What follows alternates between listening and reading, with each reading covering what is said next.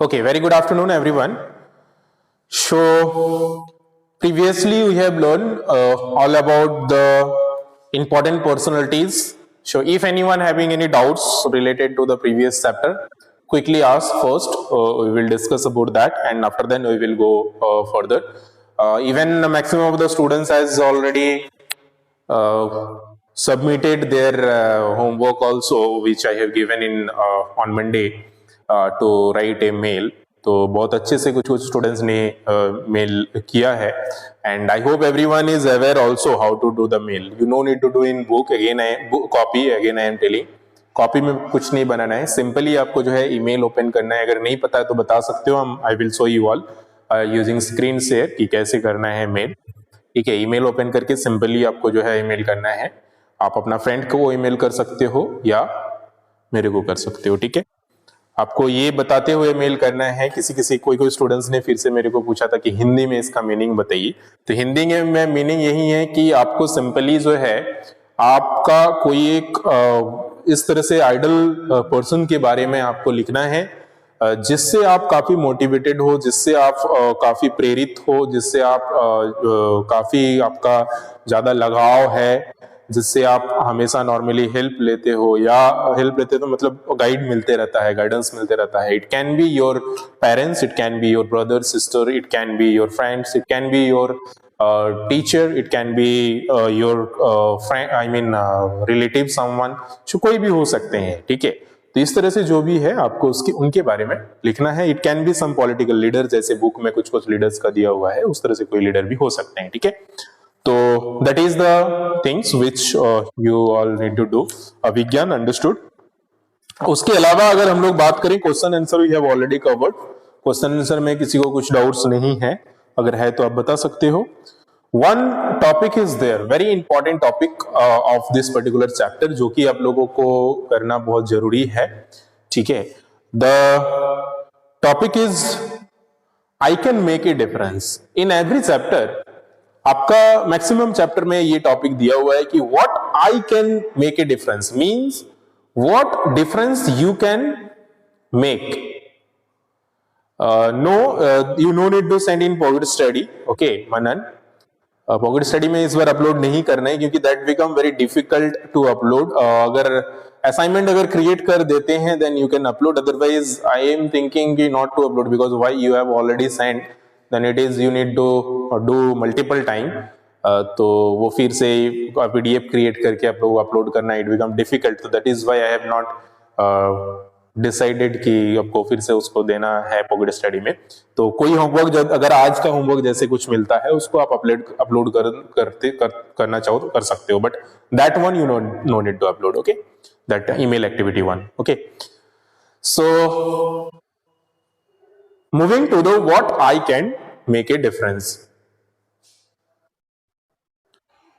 मेरा email ID है tufanraut2@gmail.com. ईसा TUFAN तूफान RAUTH रावत 2@gmail.com. ठीक है, आप अपना फ्रेंड को भी भेज सकते हो, आप अपना पेरेंट्स के कोई आईडी पे भी भेज सकते हो. ठीक है, it is not necessary to sign in my ID only.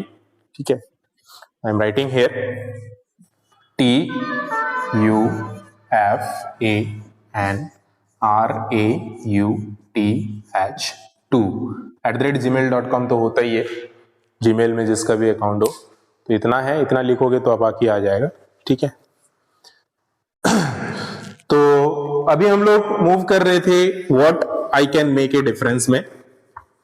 Simply आप लोगों को कुछ नहीं करना है, ईमेल ओपन करके कंपोज में जाना है. कंपोज का ऑप्शन आएगा या प्लस का ऑप्शन आएगा फोन में, वहां से जाके लिखना है. 2 में मेल आईडी लिखना है जिसको भेजना है. ठीक है, और सब्जेक्ट लाइन में आप लोग लिख सकते हो क्रिएटिविटी कॉर्नर चैप्टर नंबर 21 करके.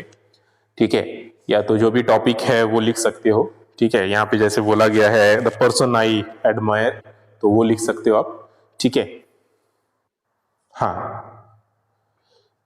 हाँ in small, all are in small only. Okay, so moving to the what I can make difference. See, everyone can make a difference to the society,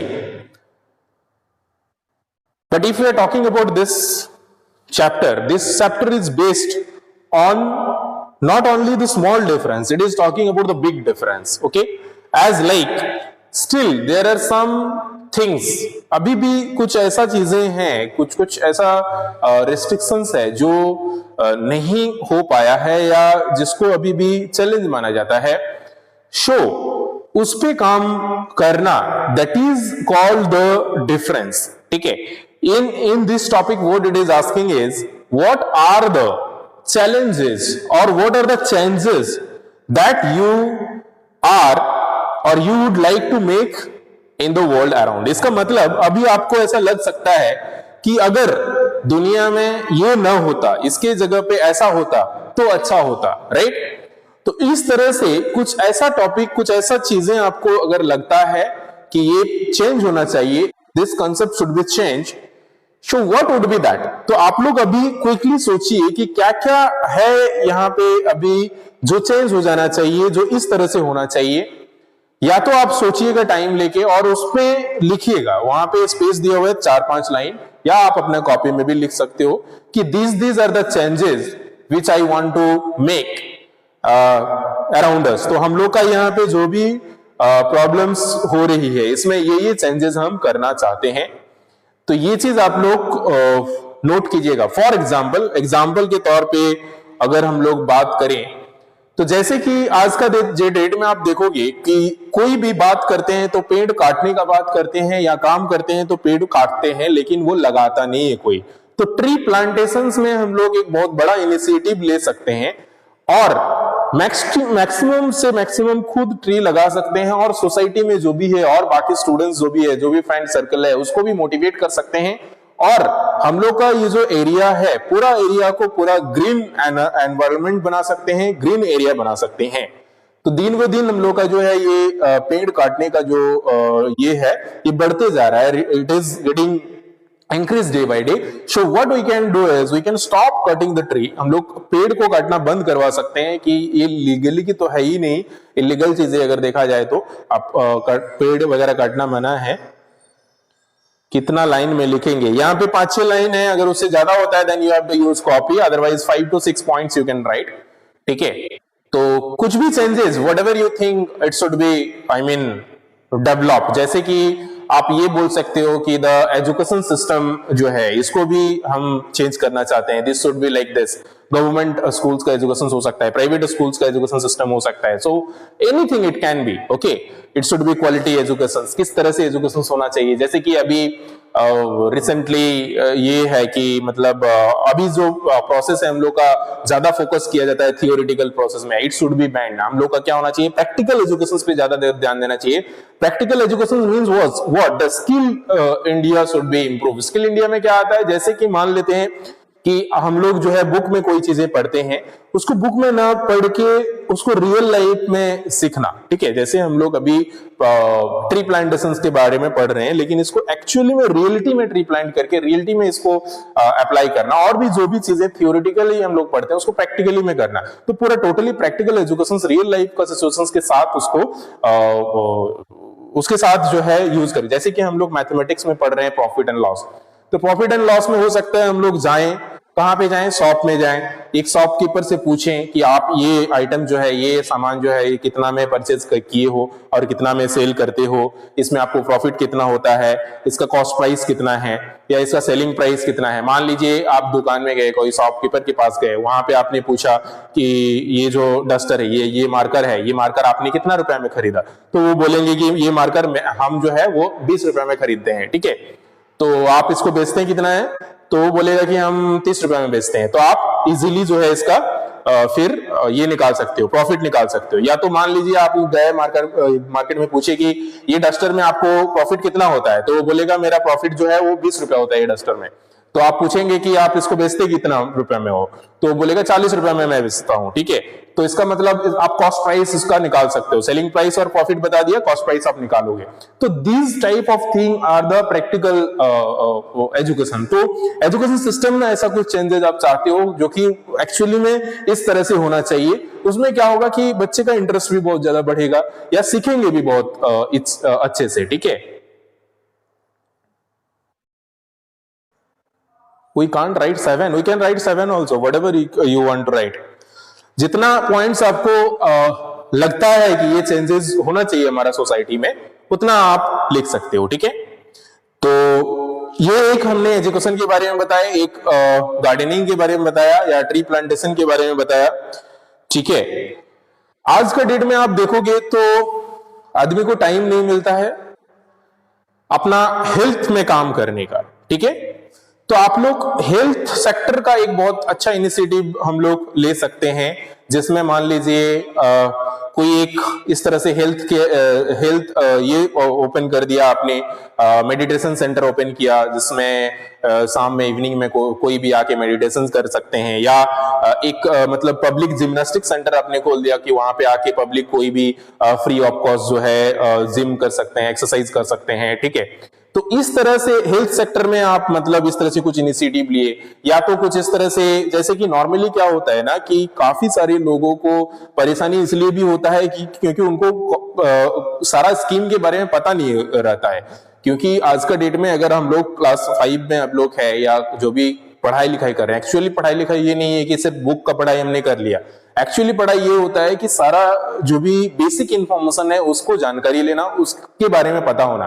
तो आज का डेट में अगर देखेंगे government का बहुत सारा स्कीम है, सरकार का बहुत सारा इस तरह से स्कीम्स चलता है इस तरह से, जो कि पब्लिक तक नहीं पहुंच पाता है। क्यों नहीं पहुंचता है? क्योंकि उनको आइडिया ही नहीं होता, उनको जानकारी नहीं होता है कि गवर्नमेंट क्या स्कीम दे रहा है क्या नहीं, ठीक है। तो ये चीज पब्लिक तक पहुंचाने का काम जो है, ये भी एक बहुत बड़ा काम हो सकता है। ये भी चेंजेस एक होना चाहिए कि नॉर्मली जो लोअर बैकवर्ड पीपल्स होते हैं, मतलब जो उतना पढ़े लिखे नहीं होते हैं या जो गरीब फैमिली से बिलोंग करते हैं, जिसको एक्चुअली में प्रॉफिट एक्चुअली में जो है गवर्नमेंट का स्कीम का जरूरत है या इस तरह से सपोर्ट का जरूरत है, और उनको मिलता भी है, लेकिन उन तक नहीं पहुंचता है बिकॉज ऑफ द अनअवेयरनेस, उनको पता ही नहीं रहता। तो वो चीज एक इनिशिएटिव लेके सबको जो है इंफॉर्मेशन पहुंचाना, दिस इज ऑल्सो एक great changes what we can make in our society. ये चेंजेस हो सकता है। उसके अलावा आज का डेट में आप अगर देखोगे क्लीननेस को लेकर के बहुत गंदगी फैले हुए हैं चारों तरफ, मतलब हम ये नहीं बोल सकते हैं कि चारों तरफ गंदगी है, काफी जगह ऐसा भी है जो बहुत नीट एंड क्लीन है, ठीक है। एग्जाम्पल के तौर पे आप अपना घर ले सकते हो या स्कूल ले सकते हो। इस तरह का जो नॉर्मली जो पब्लिक प्रॉपर्टी है वो अपना सब क्लीन अप रखते हैं, लेकिन अगर आप मतलब जो प्राइवेट प्रॉपर्टी है उसको तो अपना सब क्लीन अप रखते हैं, लेकिन अगर आप पब्लिकली जाएंगे जहां पे नॉर्मली जो पब्लिक प्लेसेस होता है those are specially not clean, उतना अच्छे से क्लीन नहीं होता है जिस तरह से होना चाहिए।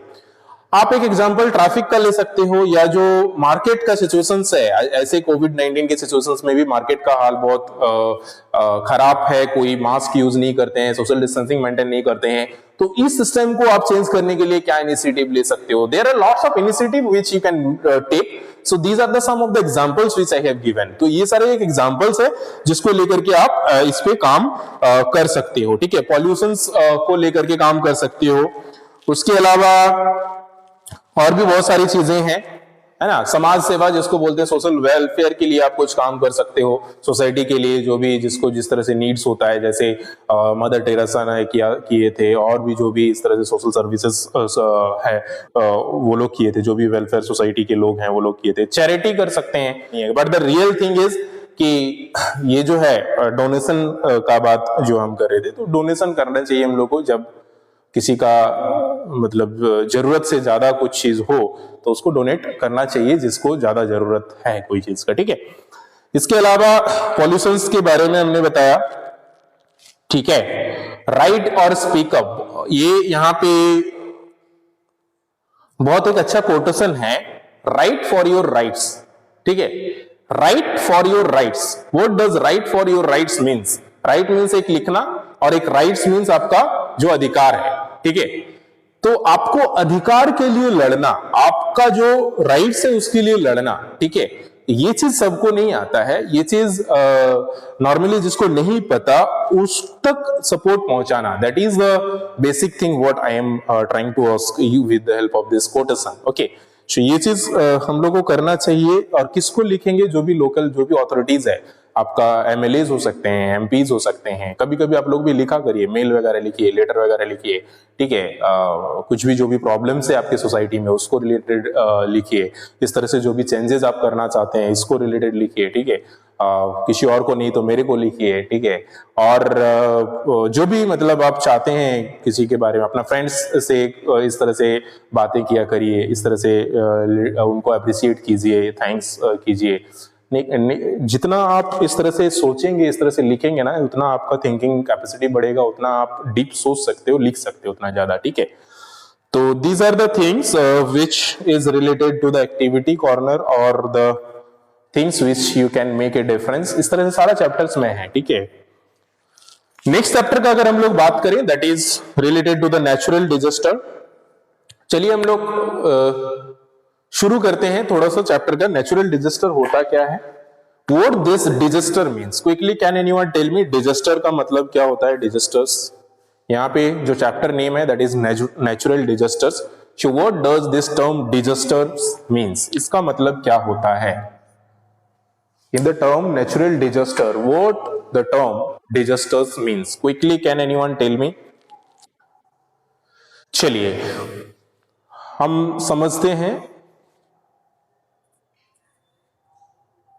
Volunteers, volunteers is something different. Volunteers का मतलब होता है जो एक्चुअली सोशल वर्कर्स होते हैं, जो स्वयं सेवक जिसको हिंदी में बोलते हैं, उसको वॉलेंटियर्स बोला जाता है। It can be social workers related to the any field, okay.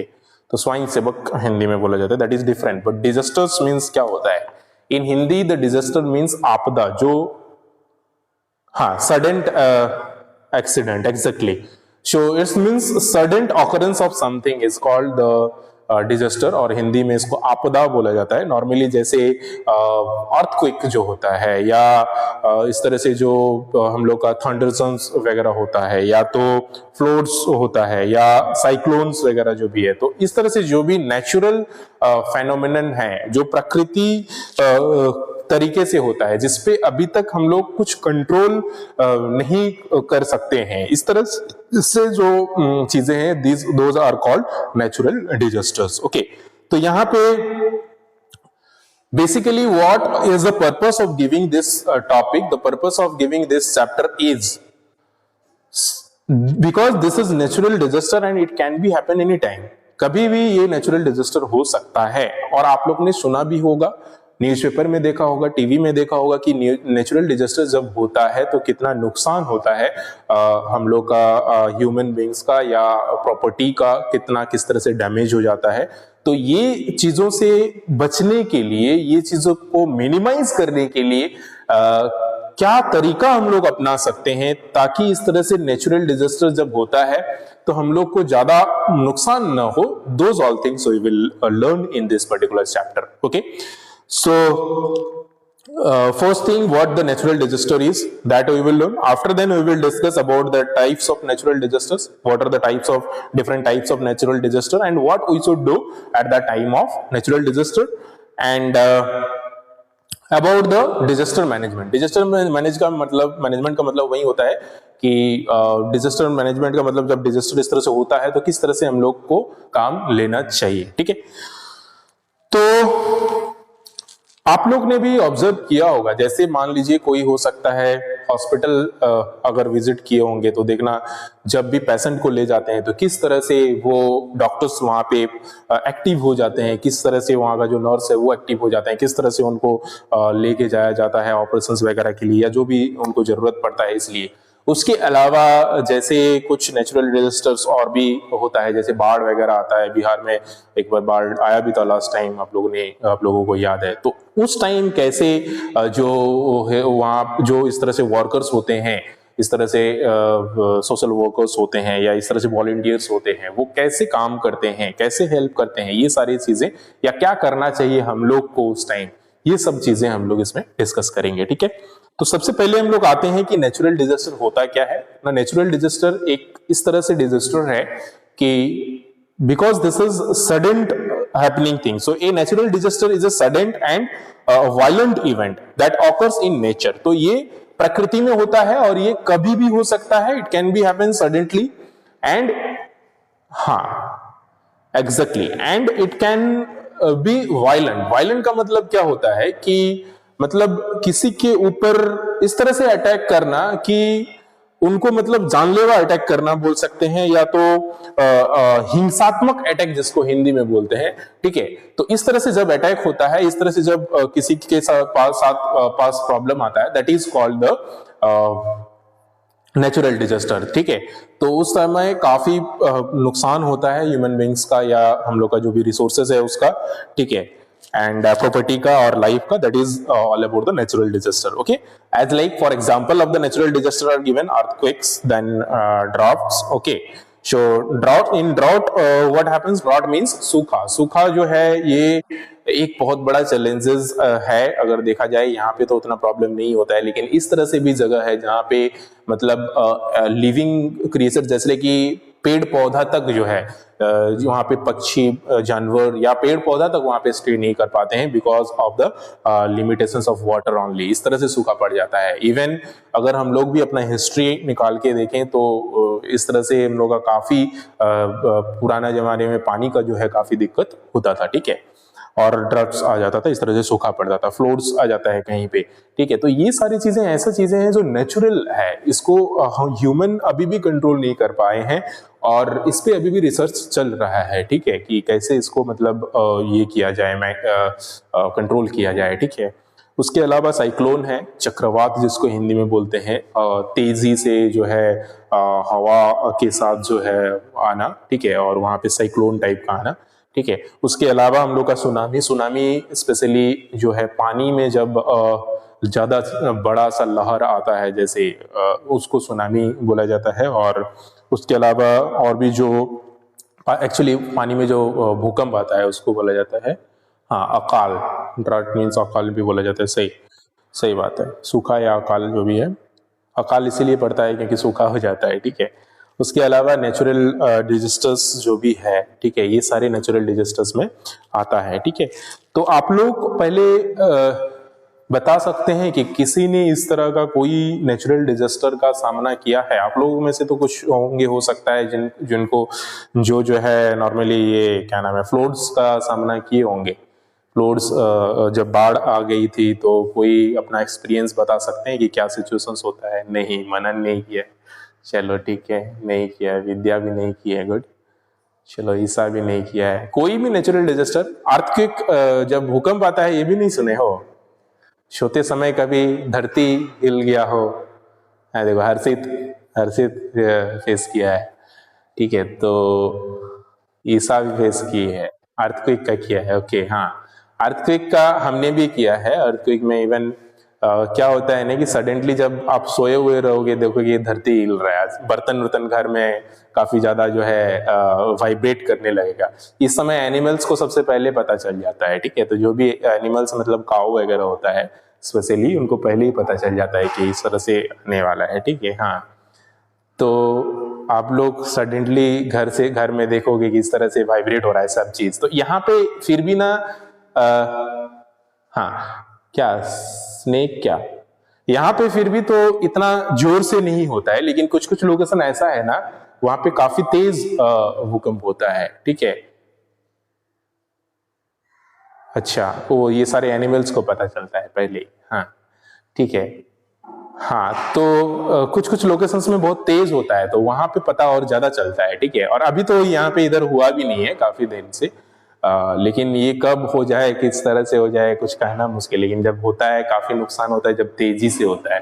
ठीक है, और इसको हम लोग मेजर करते हैं एक सिस्मोग्राफ करके, एक रिचर्ड स्केल है जिसमें सिस्मोग्राफ लगा हुआ रहता है, उसमें एक ग्राफ रहता है। तो जितना जैसे वाइब्रेट होता है ना, वो ग्राफ में एक पेन टाइप का रहता है, तो इस तरह से लिखा जाता है। ठीक है, अर्थक्वेक फेस किए हो कोई? हाँ, ठीक है, तो उस समय नॉर्मली रात वगैरह में ज्यादा अर्थक्वेक होता है जब सोए हुए रहते हैं आदमी। ठीक है, तो ये क्यों होता है पता है? हम लोग का अर्थ जो है ना वो अलग अलग लेयर का बना हुआ रहता है। अर्थ के जो अंदर है, ये जो अर्थ है, इसके अंदर inside the earth there are different different layers. वो हम आप लोगों को दिखाएंगे पिक्चर में नेक्स्ट क्लास में।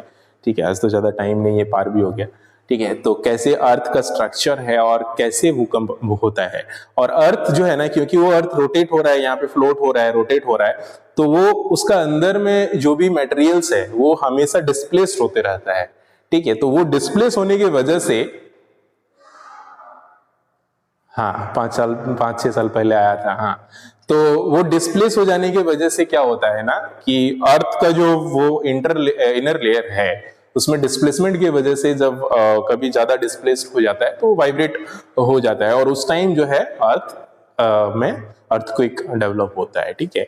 और भी इस तरह से काफी सारे नेचुरल रिसोर्सेस, नेचुरल फेनोमेनन है। तो क्या करना चाहिए बताइए, जब इस तरह से अर्थक्वेक आए तो क्या करोगे आप लोग, क्या क्या स्टेप्स लोगे? सबसे पहले तो जाग जाना है, सोए नहीं रहना है कि नहीं भाई हम तो सोए हुए हैं, जो हो रहा है होने दो। क्या क्या स्टेप्स लेना चाहिए, क्विकली टेल मी, क्या करना चाहिए? मान लीजिए घर से जाना है, घर से भाग जाना है, सही बात है, घर से तो भागना ही है, लेकिन उतना जल्दी घर से निकल पाना भी मुश्किल हो जाता है कभी कभी। तो उस केस में मान लीजिए आप घर से नहीं निकल पा रहे हो उतना जल्दी, तो और क्या क्या कर सकते हैं बताइए? ईसा ने सिर्फ जवाब दिया, बाकी सब सोए हुए रहेंगे लगता है। बाकी सब क्या क्या करेंगे बताइए? We should stay calm and never panic. हाँ, हम लोग को घबराना नहीं है, ठीक है। तो हम लोग को जो है ज्यादा घबराना नहीं है, तो आराम से मूव नहीं करना है कहीं। स्पेशली कोशिश करना है कि अगर बेड वगैरह है या टेबल वगैरह है उसके नीचे छुप जाने के लिए। उसके नीचे क्यों छुपने के लिए? हाँ, निकल तो जाना चाहिए, अगर निकल जा सकते हो तो ज्यादा दूर जहां पे खाली जगह है वहां निकलना चाहिए, लेकिन नॉर्मली घर जो होता है ना वहां पे ज्यादा घर होता है, और अर्थक्वेक जब होता है तो घर गिरने का चांसेस ज्यादा रहता है। तो अगर घर के आमने सामने खाली जगह है, फील्ड है, वैसे अगर स्कूल का बात करें, स्कूल से निकल के आप फील्ड में आ जाओगे तो दिक्कत नहीं होगा, घर गिर भी जाता है तो उस समय ठीक है। बट अगर आप घर से निकल रहे हो और घर के आसपास भी बहुत घर है और पड़ोस टाइप का है, तब नहीं निकलना चाहिए। तब कोशिश करना चाहिए कि इस तरह से कहीं छुप जाए जहां पे अगर दीवार वगैरह गिरे या ऊपर से कुछ इस तरह से चीजें गिरे तो आपको लगे नहीं, चोट नहीं आए, ठीक है। कोई खाली जगह पे चल जाए, कोई पेड़ के नीचे नहीं रहना चाहिए, कोई इलेक्ट्रिक पोल्स के नीचे नहीं रहना चाहिए, और भी इस तरह से जो भी स्टेप्स है हम लोग एक एक करके और भी आगे डिस्कस करेंगे। इसके अलावा बाकी जो भी नेचुरल डिजास्टर है इसके बारे में भी हम लोग पढ़ेंगे हमारे नेक्स्ट क्लास में। आप लोग ये सारी चीजें एक बार सर्च आउट करना कि प्रीवियस मतलब अर्थक्वेक कहाँ पे सबसे ज्यादा हुआ था, किस तरह से हुआ था। All the videos you will get over there in YouTube. Okay, videos related to the earthquakes also, videos related to tsunamis also, videos related to droughts also, videos related to all the natural phenomena which whatever given. Okay, after then we will learn what are the things which we should do at that time, even all the 101 all the natural disasters. Okay, that's all for today. Thank you everyone, have a good time, take care and bye bye.